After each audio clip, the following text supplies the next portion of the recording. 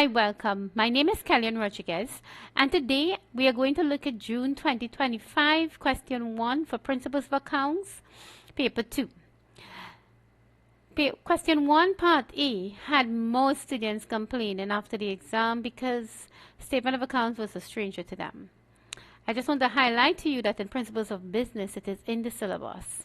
For those who are doing business studies in secondary school, most likely do business and accounting together. Unfortunately, in Principles of Business, the legal aspect of a business, prepare business documents, there is an asterisk which the examiners, which those who wrote the CSEC syllabus said, where you see an asterisk, it is imperative that you have practical experience in it. So the examiners expect those who are sitting POB to have the practical experience in preparing a statement of account. However, in Principles of Accounts, it is not stated in Principles of Account. Nevertheless, let's have a look at it and what was required. So here I prepared the same statement of account that the examiner has given without the information to the side. Let's look at it. So a statement of account from B. Harry T. Moores. B. Harry prepared the following statement of account for a credit customer. Who is a credit customer? A debtor. It is an account receivable. It means to say B. Harry is selling goods on credit to T. Moores. Who is the customer? T. Moores. The statement is showing you B. Harry as the person preparing the account, and who is the next person here? T. Moores. So the statement of account is about T. Moores being the debtor who is owing B. Harry. They want you to complete the statement of account by inserting the missing balances. What are the missing balances here? Balance. The missing balances is actually the balance on the account. So you have date, you have a reference which gives you some information. You have an invoice amount, which is invoice, and you see a dollar sign is an amount.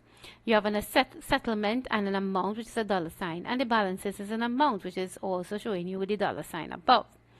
Now, if you have a debtor or accounts receivable who you are selling goods on credit to, if there is an invoice in your reference, what does that mean?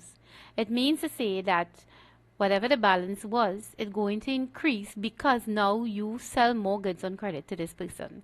So B. Harry is selling more goods to T. Moores for $340. So once he sells that goods and you see the invoice, the account statement will increase. So the first balance was supposed to show an increase from 520 plus the 340, and you will have 860 as the first balance. The second balance, however, shows there's a credit note. When a credit note is issued, the examiner expects a student to know that that means goods are returned off the debtor's account. So therefore, your balance should be reducing for T. Moores. So from $860, it will be reduced by $24. So it becomes $836. Once again, T. Moores paid by check $663. If T. Moores paid check by $663, that means to say the account is reducing once again. So 836 minus 663, it will reduce to $173. And there was a discount for $17. If a discount was given, the statement account will be reducing again. So $173 minus $17 will give you a file and balance that was required of you in the exam. 2 marks under 3 minutes, right? So let's go on. Part B of the question states that, and I always say read the requirements first, it saves you time. So if you read the requirements, you will see use the form provided. The form was already provided, and this was the form provided. I just put it into my Excel sheet so it'll be cleaner and neater for you to see when we input the information. On page 7, to prepare B. Harry's 3-column cash book. A 3-column cash book, what? It includes discount. It did not have a folio, so you don't need a folio if the examiner didn't ask for one, right? You're using the form that is provided. For the month of August, balance the cash book and bring down the balances as at September the 1st, 2024. So they want you to bring down the balance as September 1st, 2024. So you're going to do the 3-column cash book now. So the opening balance at August the 1st, 2024 was as follows. Cash, you have 100. You cannot, and they didn't tell if it's a debit or credit, but if you cannot have an overdrawn on cash. Cash at hand must mean to say that you have cash in your hand. So automatically you already know on the August the 1st, there is a balance brought down of how much in cash, and make sure you put it under the cash column for $100. Now, a bank overdraft means to say you're overdrawn, which takes us to the second part of this question. One time, state one significant of the balance on the bank account in B1 at the end of the month. It will be the same thing with a credit balance both down, indicating that you have an overdrawn balance on your bank account and the company, B Harry, is owing the bank that money, right? It's like a short-term loan and he is owing, the business is owing the bank that money, right? So it's an overdrawn balance. So on August the 1st, once again, you will have on the credit side now, because it's an overdrawn balance for the bank, balance brought down. Under bank column, make sure you put it on the bank column for 81.50. But next statement, on August the 9th, a check received in July. So we're doing the statement for August month, but a check was received in July. That means that it deposited in July month in your bank account. It would have been a debit entry from AD Supplies and was dishonored by the bank, meaning to say the bank did not clear the check into their account. Something went wrong, and there are several reasons why a check could be dishonored. On August 9th, so that means to say you have to reverse it into your bank account, reducing your bank balance. To reduce your bank balance, to reduce an asset, you make a credit entry. So on August the 9th, you have to show that credit entry for the dishonored check from, and I'm just putting here AD Supplies so that you will know it is from AD Supplies. And reducing your bank balance, make sure once again it's under your bank column of your cash book, right, for $462, $462. Now if you notice my balance is a change in my totals, it's only because I already sum up my columns here so that it will save us time in presenting this question solution to you, right? On August 18, B. Harry paid $64 by check for gas for his wife's motor vehicle. So it is for personal use. Once it's personal use, it is called drawing. So he's withdrawing money from the company. However, he's taking it from his bank accounts because he's paying by check. So the bank will be reducing, and to reduce your asset, once again, you make a credit entry in your cash book. So August the 18th, you will be doing a credit entry. August the 18th. And you will have drawings, and from your bank, because you're paying by check, put it for $64. On August the 24th, you receive a check. So this time you're receiving a check from Timos, which is the same customer we had before, to settle her debt. Oh, it is a girl, woman, by the way. Her debt of $680 less 2.5% discount. So if you receive a check, that means to say you're going to be making a debit entry. So let's come across on the debit side. Let's put in the date, August the 24th. Now this has a discount with it. So how do you calculate the discount? Is up to you. You can calculate the 2.5% of 680, get the discount value, then minus the discount, which most people may want to do because it might be easier calculation. So let's do it that way. 680 multiplied by 2.5%, so that's 0.02. 2.5.5, so it'll be $17 based on my calculations. If you put it into your calculator, you'll find it $17. And in my Excel, I can also do the maths here, because 680 is supposed to be the value, but we're given Timos, we're giving her discount by $17. We minus the 17, so the check value will be $663. So $663 is the check value, and $17 was the discount. If we go back to the statement of account, you will see $663 was the check value here, and the discount was $17, representing it into your same bank account. And who is the customer? Timos. On August 27th, you paid $4,000 by check. So you've issued a check for $4,000, but the examiner has additional information for you to consider. This includes $3,600 for new office equipment. So new office equipment is a non-current asset. It's a long-term asset. And the balance for repairs. Repairs is an expense, right? So that goes to your profit and loss account. Now, if you lump sum this into your bank statement showing that you're reducing your bank by $4,000, you will have a correct balance in your bank account, but when you have to make the corresponding entries into the other accounts, you will end up lump summing it. You might either overstate your office equipment based on your entry that you make, or you might overstate your repairs account. So you should be separating this into two parts, as the examiner did. So August the 27th, you have your office equipment being paid by check for $3,600. And August the 27th, you have repairs to office equipment being paid for $400, which is the difference to make up the $4,000. So 4,000 minus 3,600 is equal to $400. Moving on August the 30th, we have cash sales amounted to $4,224. Cash sales means to say you get in cash in hand, you sell goods, so this money going into your cash account, right? So we increase in cash, we'll make a debit entry. So August the 30th, we have sales, and under your cash column, be sure to put in 4224, right? I hope you all are following through so far. On August 31st, deposit all the cash on hand into your bank account except for $500. So what the examiner is saying, balance of your cash side. So here is your cash column, right? Let's highlight that. I'll put it a nice light color. And here is your cash column. And when you're balancing your cash book, be sure to know that you're balancing those columns only. Do not go and mix up your cash columns with your bank columns. So look at it carefully.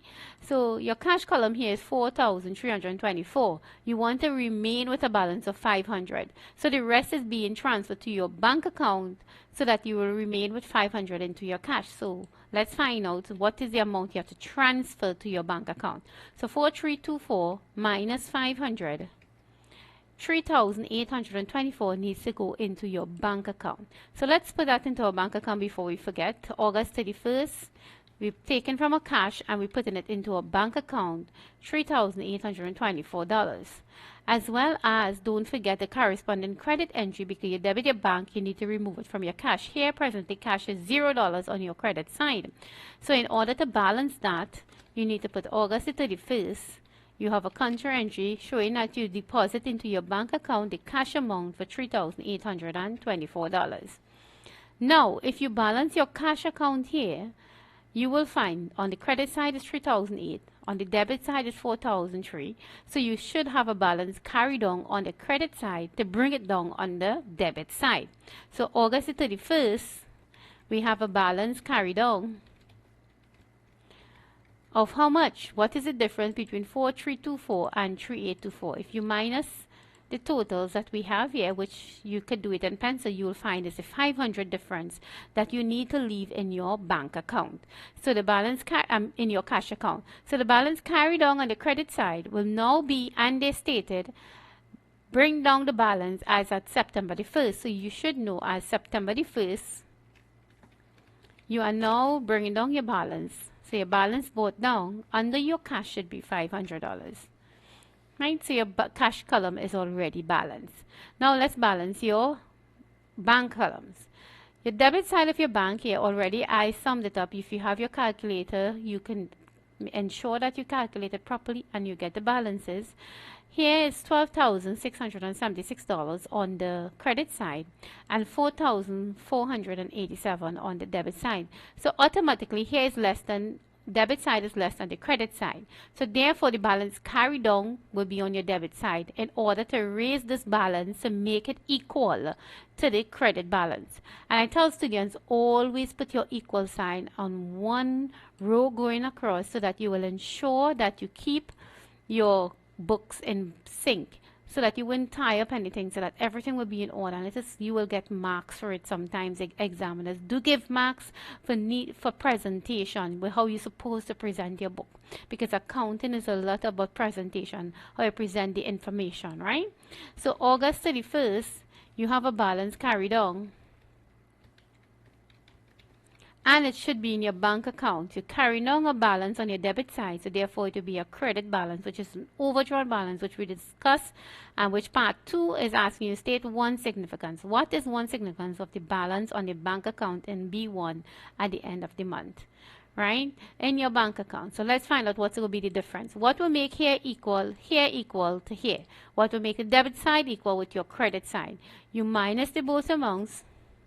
And you should be writing this in pencil above here, so that when you minus in your figures, you will be able to erase it after. you will find is 8,189. So the balance carried on is 8,189. And you will find that both debits and credit side will now balance. Don't forget to bring down that balance on September the 1st. So your balance is carried on the debit side, is now brought down on the credit side. So September the 1st, you want to balance both down of under your bank column of 8189. So you have a credit balance of 8189 in your bank column and a debit balance of 500. This credit balance represents an overdrawn amount in your bank account, which means to say Bihari is owing the bank $8,189 at the end of August or the beginning of September 2024.